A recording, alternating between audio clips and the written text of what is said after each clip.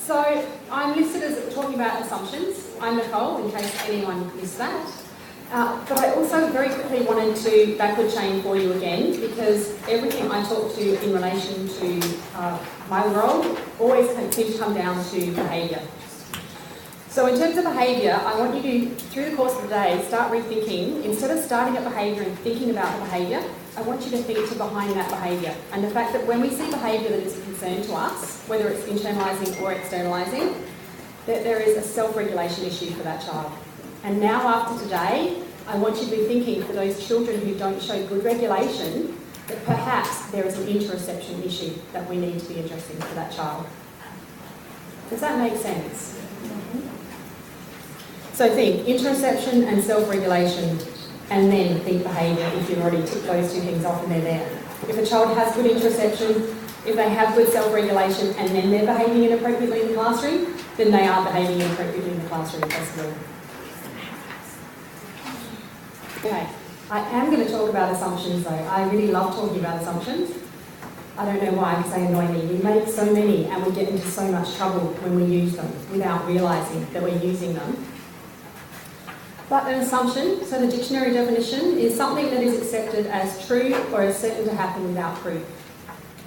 So if you think about the children we work with and the challenging behaviours and the information we hear about these children, often there is a very big story, and I sort of talk about this monster that we hear about before this child actually comes into our school or into our preschool. And we need to actually question those stories that we hear about their behaviour and their issues, or the things we need to be worrying about, because unless there's evidence to go with them, they may actually just be assumptions. Or they may have a grounding in an incident 10 years ago before that child had actually learned a new skill to work through it. So when you're thinking about assumptions, I want you to think about, in the classroom, after the end of the day when you're rolling your eyes and going, oh, I've got to do that again tomorrow, think about what were the assumptions that you might have put in around that student that haven't been checked off yet, the assumptions around their behaviour, and if it actually is just behaviour, and their disability. Because of disability in itself, we make a lot of assumptions about disability and what that interprets into for that child.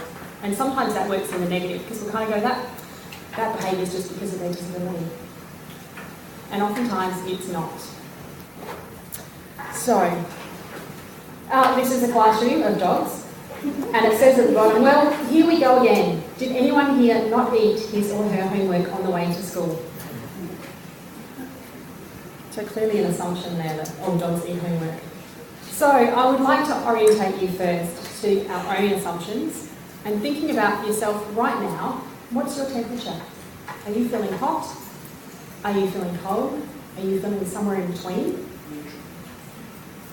And mind you, I have no control over that because the air conditioning is outside of our purview.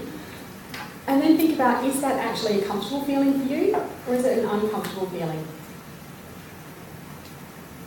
And just have a very quick poll on the table, 30-second poll on the table, about how many of you are feeling just right at the temperature you are right now, as opposed to not feeling okay. In fact, let's do it. Let's not even talk, because it was a very big talk in that 30-second wiggle. Hands up, who's in the perfect temperature? This is working for me, I'm just fine. Yeah. So, hands up if you've done something in this room to keep yourself comfortable. You've made a choice of what you were wearing today because you knew the air conditioning was going to be on or off. You've taken a layer off. You've positioned yourself in a way that's making it more comfortable for you. Like most of your hands kind of waving. People are all doing something because you're aware of the temperature of your body. You're aware of whether that's a comfortable temperature for your body, and then you're able to take some actions around managing that. And if you're not, then perhaps think about doing that right now. I'm going to use the arrow. And then think about the students you work with. Emma has already talked about the student who plays in 40-degree heat and they have the jumper on all day. We also see those kids who literally turn up in shorts and t-shirt no matter what the weather, the whole year round. Now, a few adults will still do that, just tank top and t-shirt and shorts and no matter the weather. But actually, how do students tell you they're hot or they're cold? Do they complain about the air conditioning or the fact that the air conditioning is not on? Do they come in saying, I'm hot, not feeling comfortable? There's actually a lot of kids around the behaviours that you're actually dealing with don't actually have those messages. They can't tell you they're not feeling comfortable right now. The other part of that is we also assume, because the space is comfortable for us, we assume it's going to be comfortable for them. And actually, if we poll people, you know, in this room alone, there's going to be differences. Some of us are going to be summer lovers, some of us are going to love winter, the colder the better, and there's going to be everything in between. You know, some of us will go, yeah, humidity, I wouldn't go out of the house if it was humid. Others will be going, yeah, I love that sweaty, just gotten out of the shower feel when you're walking through the day. We all have this range. I worked alongside someone who came from Malaysia. She couldn't believe how dry it was. She really wished she could be in humid weather. She loved the humid weather because that was what she was used to. That was her comfort zone. So, I mean, we joke about it, but the reality is we all have, and I'm going to come back to that, we all have our own comfort zones, and we are very quick to assume our comfort zone is the child's comfort zone when we're working with someone who's presenting with some sort of challenging behaviour or concerns for us. And that in itself is an assumption that we need to break the habit of in the next 20 minutes. So, I will ask you to chat this time. And I'd like you to talk to, just in a little pair or a group of three, how do you know if you're thirsty or if you're hungry? Like, what are the flags? How do you tell yourself that it's time to have a drink or it's time for me to put some food into my belly? I'm going to give you about, maybe 45. Is anyone brave enough to tell me what they said about feeling thirsty, or what their general conversation was about feeling thirsty? Dry throat. Dry throat? Yep. Hazy? One more? Any other brave souls? No? Headache? Yep. So some physical signs that you're getting dehydrated. What about hungry? What sort of things do people say about being hungry? Tired. Feeling tired, feeling lethargic. Stomach grumbling. Tummy grumbling, yep, I experienced that a little bit before morning tea. Nausea. Nausea, someone said? Yep, so there were some physical body signs. So you were talking about things in your body that correlate to those sensations. Now before I put the slide, just in case you can't see it, because it's a bit blurry, another fireside comic. Two guys walking through the desert, one holding a bag of chips, and the bottom says, oh, I've got a feeling I shouldn't have been munching on these things for the last mile.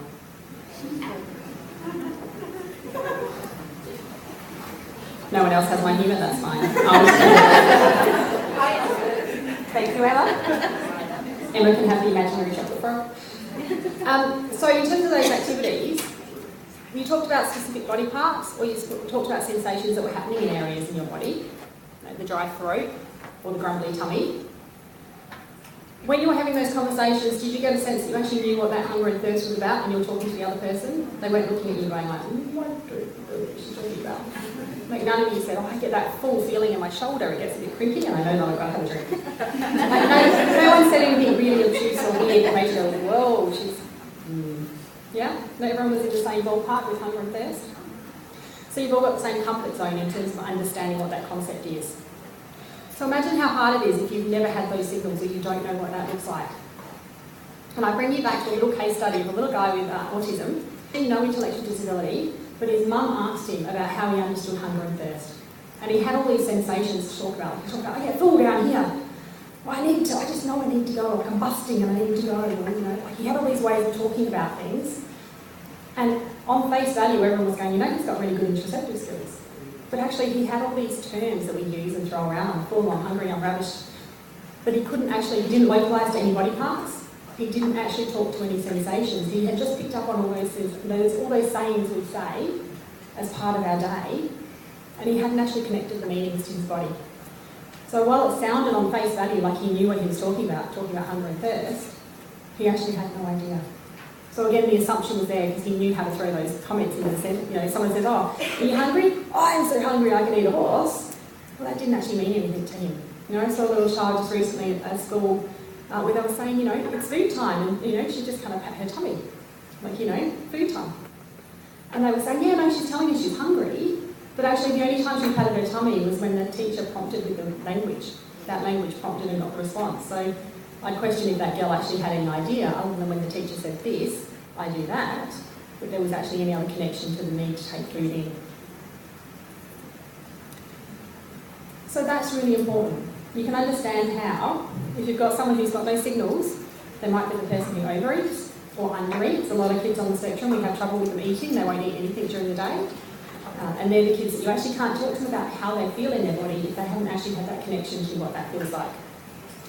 They might be the kids that actually first up need to hear, here's the calorie load you need to have today, and this is how you work out how many calories is in all the food you're going to have. In terms of bladder awareness, toileting, I do talk a lot about who and we. I will refrain, we're going to move off this topic soon. But, it's really critical when we think about these things. If you're going to the toilet, and I know we don't talk about this because we don't do that stuff, but, a little reception child, autism, went into school for the first few weeks and was struggling to obviously work out that you have to go to the toilet at lunchtime, was coming into class afterwards and needing to go to the toilet. The teacher had said after, the first few days in the first week, nah, that's not going to happen, you can't go. So the child consequently went himself, couldn't get to the bathroom. In his mind, his assumption was, the bathroom is no longer available to me because, and Emma hasn't talked about it, might talk about it later, but now is forever, oftentimes when you're talking about a child on the spectrum. So now is forever, like what you said now will be forever. This will not change. So I need to go to the toilet, and the teacher just said, no, I can't go to the toilet.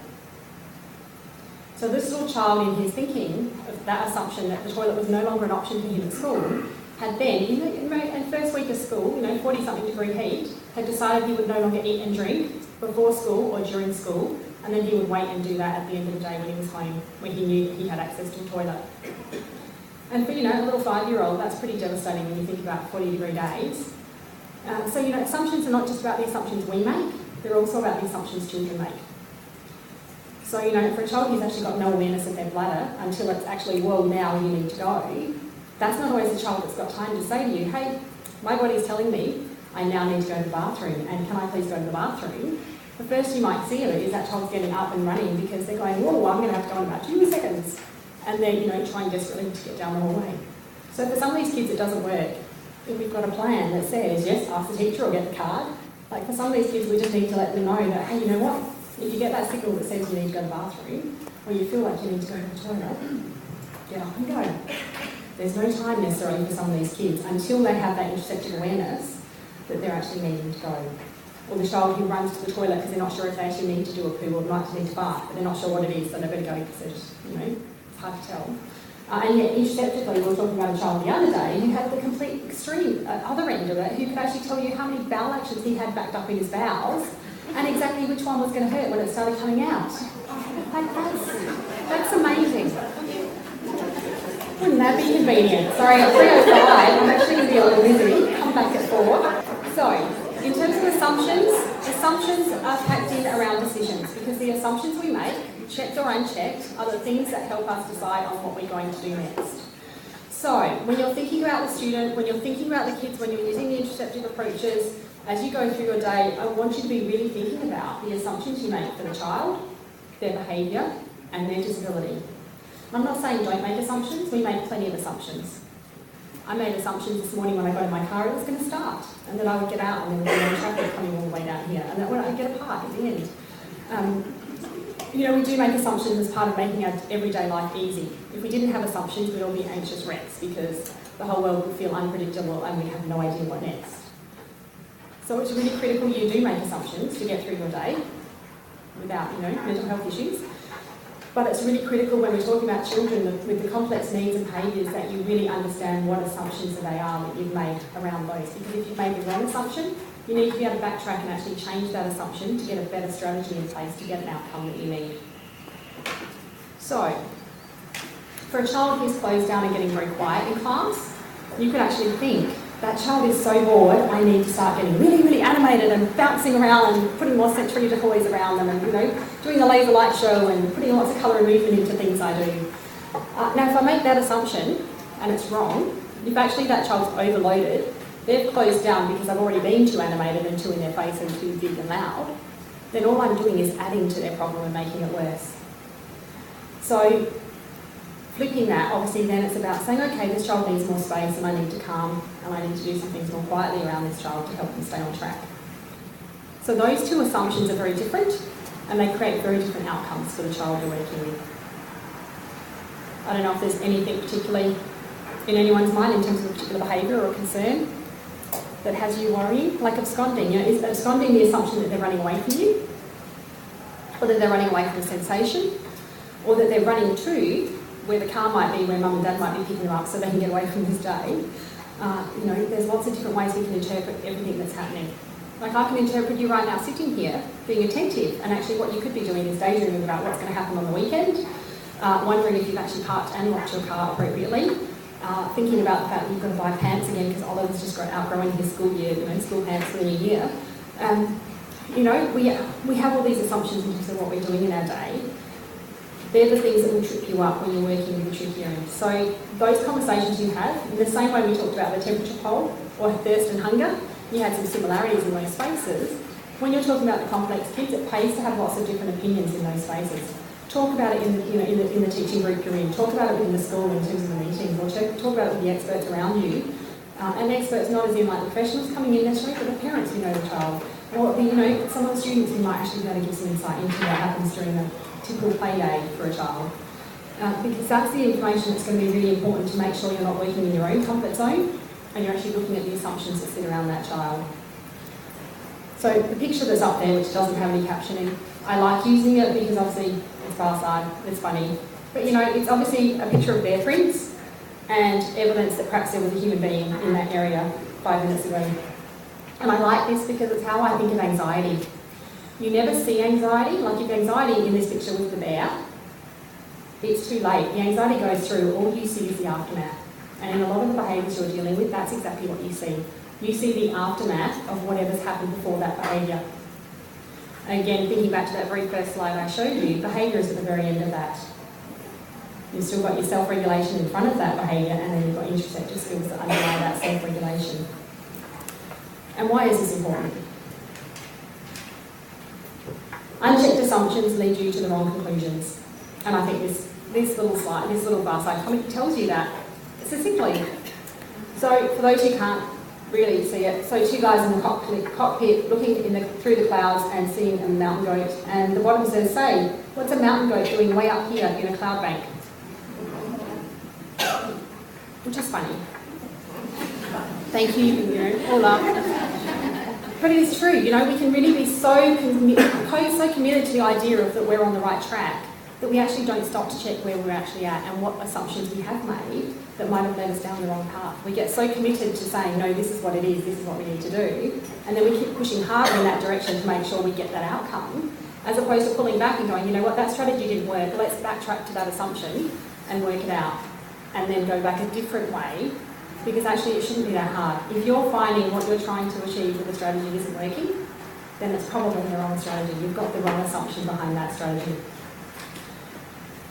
And I know it's about, people love to hear about strategies. Oh, you can try this and you can try this and you can try this. But in all the consultation I do, in all the stuff I talk to people about, it is always about coming back to where are your assumptions. Because once you get your assumptions right, the strategies will just fall out. You guys are trained to do that stuff. You can pull strategies out of your head, on the go in the middle of a busy classroom as you need to. It's the assumptions you need to be reflecting on and thinking about before you get into that space.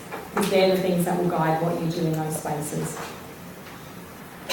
The issue around assumptions, I'm harping this point, is that they limit your thinking and they can prevent you from seeing what's in front of you. So you get very stuck in thinking that child is withdrawn, or very stuck in thinking that child's being very naughty, or that child just doesn't want to do their maths, or just isn't going to pick up their pen because they're being lazy or difficult. Or the assumption, I hear it more times than I would like to, that they know exactly what they're doing. Like how many times, can you put their hand up and honestly say 100% of the time I am always fully in control of everything I do? Like no one here has ever not lost it a little bit, or ever kind of looked back and gone, oh geez, that was embarrassing, I can't believe I did that. Perhaps I wouldn't have done that if I'd had a good meal and a drink and, looked after my interoception. No one's put their hand up, good. Because the reality is that there's no such thing as perfection. We don't get everything right all the time. We are human, and that's the beauty of being human. But the problem is when we get stuck in our patterns, or we get stuck in thinking a certain way, you actually limit yourself to thinking about all the other ways. It's kind of like when you go driving. If you've only got one way to get to your destination and you never think about another pathway, you get derailed when suddenly there's a detour sign that says you can't go this way anymore, and you've got to think, oh, I've never actually gone another way, I'm going to think another way around this. And that's the stuff I want you to think about. Every time you think about making a decision, don't just focus on the end of, I think this is a behaviour issue. I want you to actually step back and think about, what are our assumptions? Where is this child actually functioning at before we make a choice? Because every time you have those assumptions, it said behaviour shapes the way we respond to the student behaviour. And oftentimes we get very quick to lean in, because we're pretty sure we know what we're doing and we know exactly what the issue is for this child, and we lean in on it, and we can actually escalate and make it worse. And if that's what you find is happening around a student in your site, then I encourage you to actually pull back on that, lean out, and actually really start thinking about what you've said, what you've questioned about this child, what's the evidence around what the issues are. Like we hear about children all the time who have acoustic issues. Oh, this child's really hypersensitive to acoustic issues. And yet we go in and there they are, listening and, in a really loud environment, quite happily working and not having any issues with the acoustics. Or, sometimes we sort of hear a bit of information and it just kind of grows into being part of the story. It may not, or it may have been 2 years ago when he had an ear infection, he was hypersensitive. But actually now, you could put the vacuum on or drop a bookcase next to him and he wouldn't flinch. So, really important to check your assumptions. I think of the assumptions in terms of the iceberg. You've got that little bit on top in terms of what the student shows you or shares with you, perhaps in terms of that shared experience you have with them. But actually there's a whole lot of stuff underneath that. And that's not just the student themselves, that's about us as well. There's a bit that you show at school in terms of the role you play and the interactions and the relationships and the things you do. There's a whole lot of stuff under that no one else sees. And we make assumptions. We make a lot of assumptions about the adults in the room, that we're all functional and we're all able to keep it together and know what we're doing. And yet sometimes we have exactly the same assumption about children. Children can keep it together and they make conscious choices all the time about how they're behaving and what they're doing. And we just know that isn't the case. The work that Emma and I have done over last year, for those of you who heard hearing about the CEDARS trial, we did a lot of work around some of those kids with really high-end behaviours. And what we found again and again with a lot of these behaviours is there was physical and chronic pain underlying those behaviours. These were not children who were behaving badly because they didn't want to do the maths. These were children who were saying, I'm not coping, I'm physically in pain. Even though they didn't have the interoceptive awareness to tell us they were in pain, what we found through the process is they were all in high levels of pain that was being untreated and unrecognised. And you think to yourself, if you've got a niggle, something's going wrong, a toothache, you've broken your toe, something's happened, that has an impact. You tell people about it, you modify what you're doing. And yet for a lot of kids with disabilities that we're working with, they're carrying significant chronic pain and they've got no way of telling us except through their behaviour. That's a whole day in itself though, we can't talk much about that. The other thing I want to talk to in the next couple of minutes is comfort zones. I did allude to it earlier in our conversation, the fact that we assume that my comfort zone is going to be exactly the same as your comfort zone, which is exactly the same as your comfort zone, and we know that's not the case. And I really challenge you to do this with chocolate, because we all have an idea about our preference for chocolate. I'm assuming everyone here eats chocolate because it's chocolate. But if you really don't, then you can do this with a banana. Also good. But I want you to think about your comfort in terms of your chocolate. How do you eat your chocolate? Does it have to be soft? Does it have to look like it's sort of been in the sun for 5 minutes? Does it need to be just room temperature? Does it need to be fridge temperature? Like it has to be in the fridge or it has to be in the crisper? Or does it have to be in the freezer? Like if it's not in the freezer, I'm not eating it. Has anyone tried those at all those different temperatures? Except Emma and me. I would like to challenge you, but the next time you get a chocolate bar or the next time you get some fun-sized bars of anything, Ferrero shares, whatever they are, I'd like to challenge you to try them at different temperatures. Put one in the freezer, put one in the fridge, put one on your counter where it won't get eaten by someone else. And just, eat a nuke one for 2 seconds or just leave it in the sun for a little while or hold it in your hands for a little bit. And actually think about your comfort zone as you eat those 4 different temperatured items, which are exactly the same, and which one actually is going to give you, which one gives you more pleasure? Because again and again, we talk to schools about, this is the comfort zone this child has. Like the one child we consulted with, he had an extreme comfort zone. He liked frozen, he liked hard pressure, he liked frozen carrot sticks, he liked extreme sort of pressure and things that we all thought was really uncomfortable and really inappropriate. And staff kept saying, oh, but that would be uncomfortable. It's like, no, that's not uncomfortable for him. Anything less than that is uncomfortable for this guy. So it's really critical to sort of recheck on where your comfort zones actually sit and that you're not making assumptions that your comfort zone is exactly the same as the child you're working with. As I said, we've got kids who will have snacks straight out of the freezer because that is their preference, or they'll choose ice cold water or lukewarm water. So actually thinking about when you're giving kids options and choices, how can you scaffold those for them so they actually have a chance to understand those choices and make a conscious choice about what they prefer versus what you think they'll prefer. That's a skill. It's really hard. Sometimes we do kind of link back into our own comfort zone, but it's like giving a present. You don't give someone a present that you really love. You're meant to give someone a present that they really love. And that is a skill that not everyone has developed, I know, because I get some weird presents. But I want you to think about that, and seriously do the chocolate thing, or a carrot stick, or whatever you think you can put in those 4 different temperature zones, and really think about experiencing that and how different how it changes your experience of those things, and which one you prefer. You might actually find you prefer frozen chocolate. It's actually not that bad. So in terms of the 3 comfort zones sitting down there, there's a small comfort zone, there's a larger comfort zone. We talk about being in that comfort zone where you're at peace, you're feeling okay, you're not feeling challenged, you're not learning, you're actually not under stress. Then you've got your learning zone, a little under pressure because you're actually starting to increase your neural pathways, you're actually challenging your brain to take information on, or challenging your body, or your experiences. And then you've got the red panic zone. And the red panic zone is where most of the behaviours you see from children come from. They've been pushed well out of the learning zone, and they're now in, oh shit, this is now survival mode. I need to live through this experience. Even if from our perspective it's not an experience you need to live through, it's just school, it's just preschool. For the child who hasn't got the interoceptive skills to manage, they're now in a fight for their life. This is not okay. And not that I like to traumatise people, but actually, as adults we have a lot of control to avoid the things that we don't feel comfortable doing. So you've probably picked careers like teaching because you don't mind getting in front of kids, and having conversations and public speaking. If you had a fear of spiders, you probably intentionally make sure that you're not the science person having the conversation about those things. Or you avoid that and you make sure you talk about sea life because there's no spiders in the sea. We can do lots of little things that avoid us being traumatised by the things that upset us. We don't give kids those opportunities in quite the same way. So when you're looking at kids and trying to work out what their comfort zone looks like, I want you to just push past everything that you love and everything that sits in your comfort zone. Because for some kids, sitting back, relaxing and just listening to a bit of music or watching some TV or sitting and having a little quiet time with a reading book might be well and truly in their panic zone. That actually may not be comfortable. Some children really have to be on the move and pacing or moving and doing something or getting a lot of extreme pressure to actually feel comfortable and relaxed. So it's that extreme again of thinking that what you do or what you think a typical student needs to do is going to be what that child actually needs. I'm thinking of, we've had one child who I remember, he was quite a frequent toilet user, went to the toilet quite excessively, and the question was, what do we do with this toileting issue? And all we had to say to him was, do you actually want to go to the toilet, or do you just want a sensory break in the room next door? And it would have been like 9 times out of 10 average that he actually chose the sensory break versus the toilet. So there was a very quick assumption there to say, we think he's going to the toilet too much, but actually one question, and he could redirect himself, and quite clearly what we saw is, he actually didn't have a toilet need, he was just totally taking advantage of the toilet to get a break, and actually all he needed was a break, and then he'd come back down and start doing his work.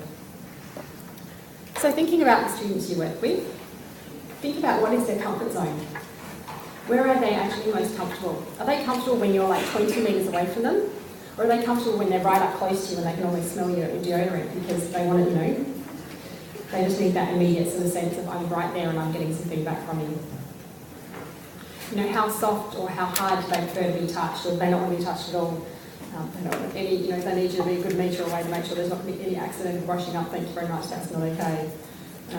Because the implications of that are really critical. As you think about the interoception, going through those activities, thinking about the feedback and the information those children will be giving you as you go through the interoceptive activities with you, that will actually help inform you of how better to, how better support them in school and in preschool.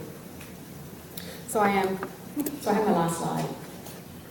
So really, it's about being explicit, and I want you to think about checking your assumptions and saying to yourself, if my assumption is accurate, then what does that look like?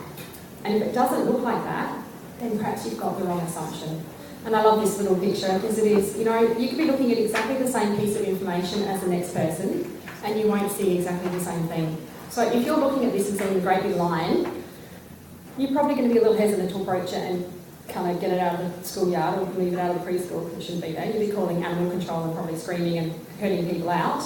But if you see the mouse, you may not have that reaction. Or maybe you would have that reaction. Maybe the mouse is more scary than the lion. But again, it comes back to comfort zones. And I think back to a lady an adult who had a fear of mountain lions. She opened her cupboard door one day in the kitchen and found a mouse. took her 2 years to reopen that cupboard because the fear of that mouse still being there was so great. And you think for our children, there's lots of them who have those fears, re-traumatised in the classroom again and again because we don't recognise that they've got a different comfort zone and that we've made the wrong assumptions about where they're at. So please, think about your assumptions, think about the comfort zones, and I will leave you now.